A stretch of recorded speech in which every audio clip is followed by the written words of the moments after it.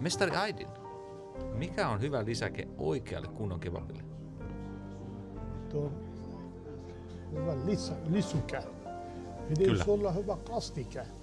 Esimerkiksi tomaattikastike kanssa voi olla hyvä valkosipulin jogurttikastike.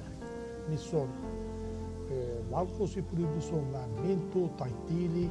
Se on todella hyvä lihan kanssa ja myös sopii punainen kastikan kanssa.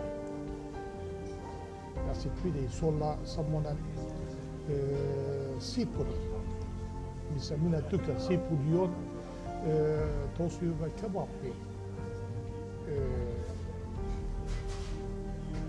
Mauste.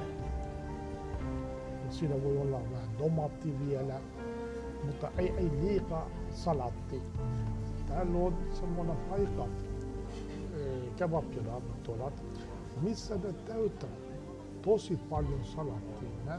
Sitten kebabi ei hengitä siellä.